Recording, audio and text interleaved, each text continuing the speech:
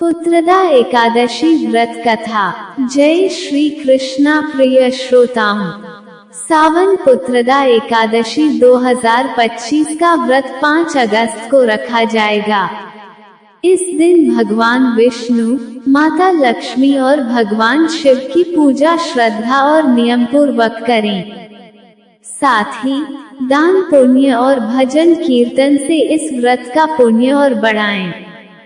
अब सुनिए पुत्रदा एकादशी की पूरी कथा। महाराज युधिष्ठिर ने पूछा, है भगवान, आपने सफला एकादशी का महात्म्य बताकर बड़ी कृपा की।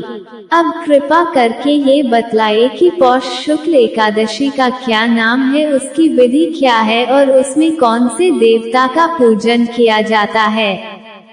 भक्तवत्सल भगवान श्री कृष्ण बोले, हे राजन, इस एकादशी का नाम पुत्रदा एकादशी है। इसमें भी नारायण भगवान की पूजा की जाती है। इस चर और अचर संसार में पुत्रदा एकादशी के व्रत के समान दूसरा कोई व्रत नहीं है।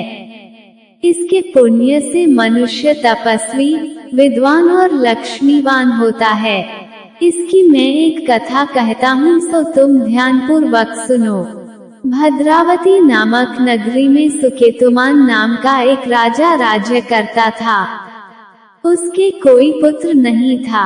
उसकी स्त्री का नाम शैव्या था। वो निपुत्री होने के कारण सदैव चिंतित रहा करती थी। राजा के पितर भी रो रो कर पिंड लिया करते थे और सोचा करते थे कि इसके बाद हमको कौन पिंड देगा। राजा को भाई, बांधव, धन, हाथी, घोड़े, राज्य और मंत्री, इन सब में से किसी से भी संतोष नहीं होता था। वो सदैव यही विचार करता था कि मेरे मरने के बाद मुझको कौन पिंडदान करेगा। बिना पुत्र के पितरों और देवताओं का ऋण मैं कैसे चुका सकूंगा। जिस घर में पुत्र न हो उस घर में सदैव अंधेरा ही रहता है।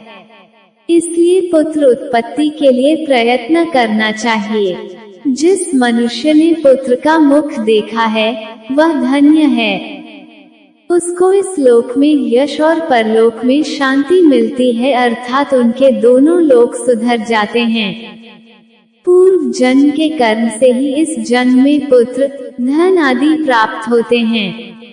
राजा इसी प्रकार रात दिन चिंता में लगा रहता था। एक समय तो राजा ने अपने शरीर को त्याग देने का निश्चय किया, परंतु आत्मघात को महान पाप समझकर उसने ऐसा नहीं किया।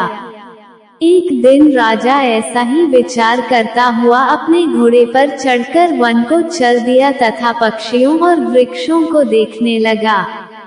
उसने देखा कि वन में मृग, व्याघ्र, सुअर, सिंह, बंदर, सर्प आदि सब भ्रमण कर रहे हैं। हाथी अपने बच्चों और हथिनियों के बीच घूम रहा है। इस वन में कहीं तो गीदड़ अपने कर्कश स्वर में बोल रहे हैं, कहीं उल्लू ध्वनि कर रहे हैं। वन के दृश्यों को देखकर राजा सोच विचार में लग गया। इसी प्रकार आधा दिन बीत गया।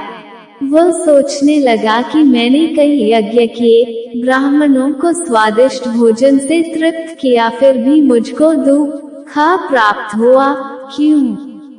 राजा प्यास के मारे अत्यंत दुखी हो गया और पानी की तलाश में इधर उधर फिरने लगा। थोड़ी दूरी पर राजा ने एक सरोवर देखा।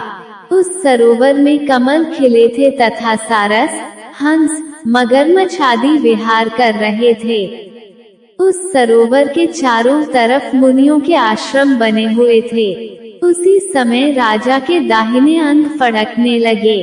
राजा शुभ शकुन समझकर घोड़े से उतरकर मुनियों को दंडवत प्रणाम करके बैठ गया। राजा को देखकर मुनियों ने कहा, हे राजन, हम तुमसे अत्यंत प्रसन्न हैं। तुम्हारी क्या इच्छा है, सो कहो। राजा ने पूछा, महाराज आप कौन हैं और किस लिए यहाँ आए हैं? कृपा करके बताइए। मुनि कहने लगे कि ये राजन, आज संतान देने वाली पुत्रदा एकादशी है। हम लोग विश्वदेव हैं और इस सरोवर में स्नान करने के लिए आए हैं। ये सुनकर राजा कहने लगा कि महाराज, मेरे भी कोई संतान नहीं है। यदि आप मुझ पर प्रसन्न हैं तो एक पुत्र का वरदान दीजिए। मुनि बोले, हे राजन, आज पुत्रदा एकादशी है, आप अवश्य ही इसका व्रत करें। भगवान की कृपा से अवश्य ही आपके घर में पुत्र होगा। मुनि के वचनों को सुनकर राजा ने उसी दिन एकादशी का व्रत किया और द्वादशी को उसका पारण किया। इसके पश्चात मुनियों को प्रणाम करके महल में वापस आ गया। कुछ समय बीतने के बाद रानी ने गर्भ धारण किया और 9 महीने के पश्चात उनके एक पुत्र हुआ। वह राजकुमार अत्यंत शूरवीर, यशस्वी और प्रजापालक हुआ। श्री कृष्ण बोले, हे राजन, पुत्र की प्राप्ति के लिए पुत्रदा एकादशी का व्रत करना चाहिए। जो मनुष्य इस महात्म्य को पढ़ता या सुनता है उसे अंत में स्वर्ग की प्राप्ति होती है। प्रिय श्रोताओं, ये थी आज की वीडियो। उम्मीद है आपको वीडियो पसंद आई होगी। वीडियो को लाइक, कमेंट और शेयर जरूर कीजिएगा। कल फिर मिलते हैं एक नई वीडियो के साथ। तब तक राधे राधे।